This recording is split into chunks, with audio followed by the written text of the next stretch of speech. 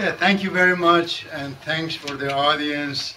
My name is Karim Abdian. I am an Ahwazi Arab in Iran.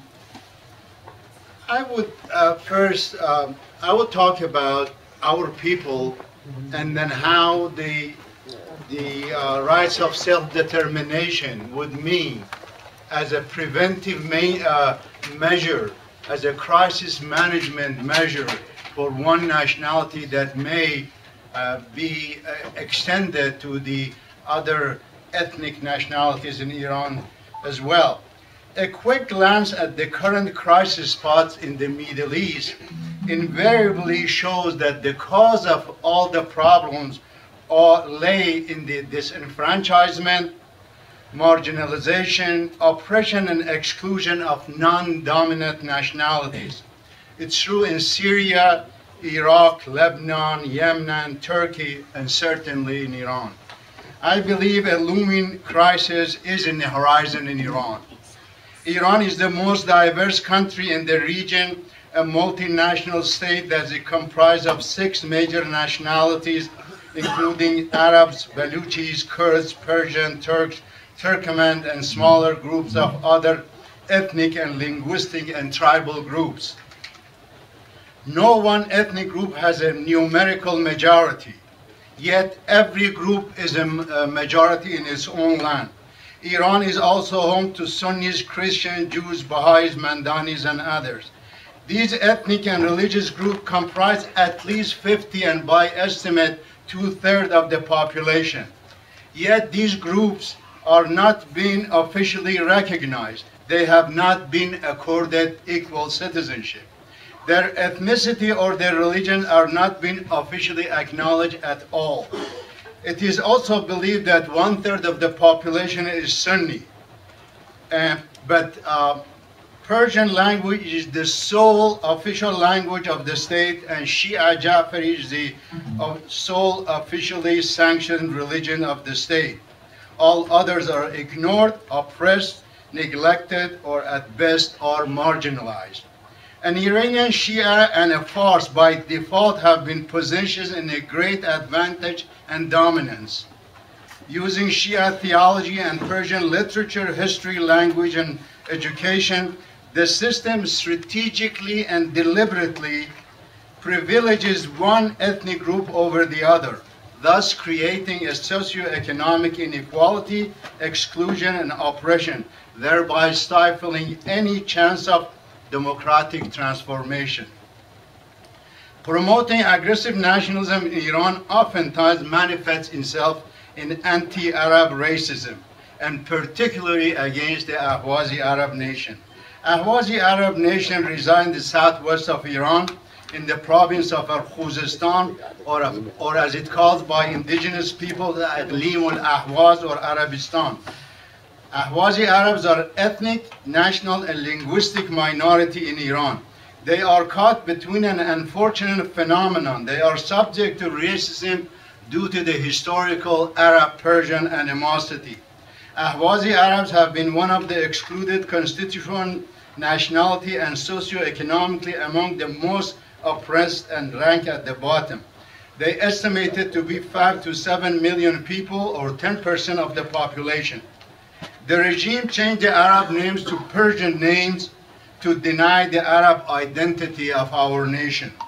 Ahwazi Arab historical land constitute 90% of Iranian oil and GDP, yet the Ahwazi Arab live in abject poverty.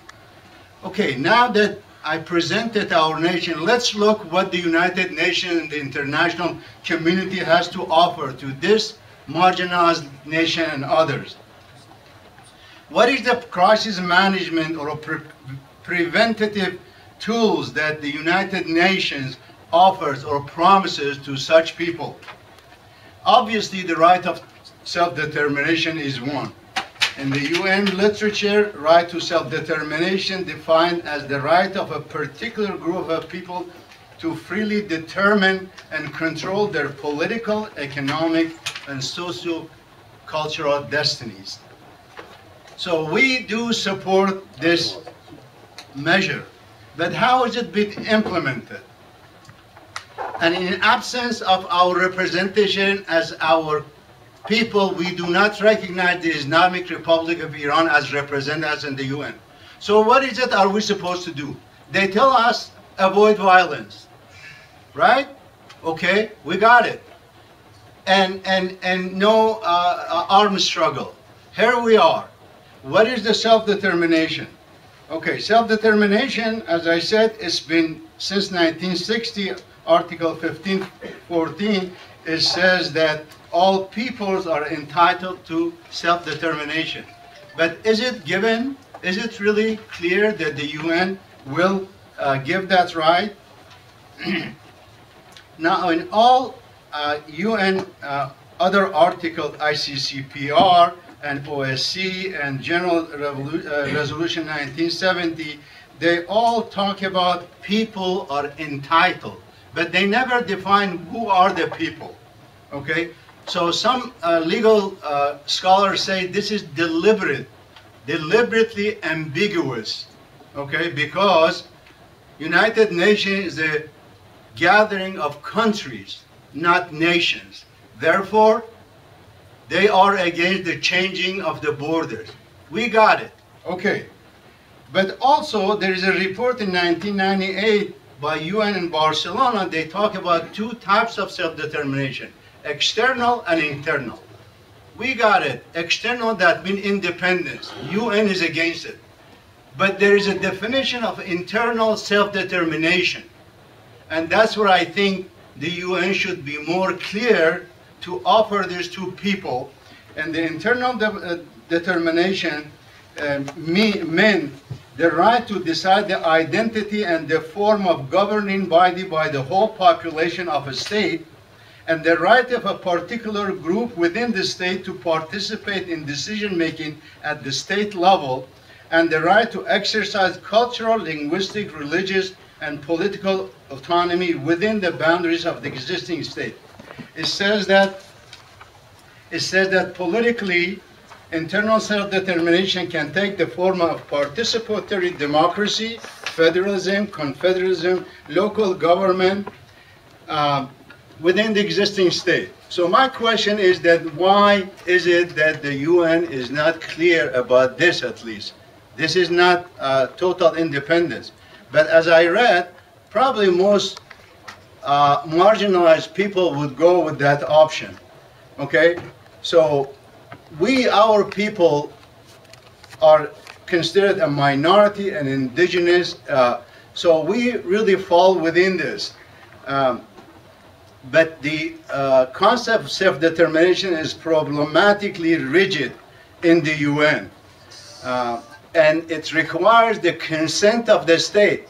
But yet, these are the very states that oppress us. Obviously, they don't give a consent. So what's the resolution? It says that this nation has to prove that there is a flagrant or serious human rights violation. Well, in our nation, we can submit that we are under ethnic cleansing, cultural genocide. They took our land, they changed our land, and we are oppressed. So then what is the solution? If not going and fighting on the ground, are we being offered the internal self-determination? The Iranian government and the dominant nationality Persians say that is the beginning of balkanization of Iran. That is the beginning of separatism, secessionism. So you see, you can't win. You cannot have external self-determination and internal self-determination. They say you are preparing yourself for secessionism. And so we believe that the devolution of power in Iran and other countries is the answer. The least is for our people, and as Baban said, for the Kurds, the Baluchis, the Turkmen, the Azerbaijanis who are non-dominant in Iran. We think federalism and regional autonomy would enable our people and other people to control our own affairs, protect our land, and exercise our cultural rights.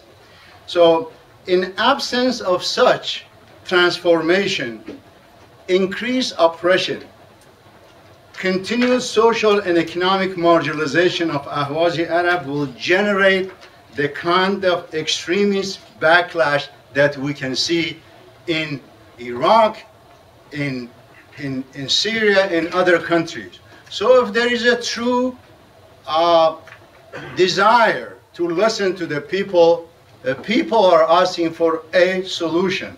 So in conclusion, by implementation of internal self-determination, which by the way, it avoids changing of the borders the so-called international community is very sensitive about. So we think in Iran or any other repressive multinational state would mean an arrangement where a voluntary association of all national group constituencies in Iran in which they have the opportunity to develop their respective culture, languages, histories, economies, and homeland under an appropriate manifestation of sovereignty, federal, confederal, and so on. May be an interim solution as a crisis management solution to prevent such crises that we have in the Middle East. Thank you.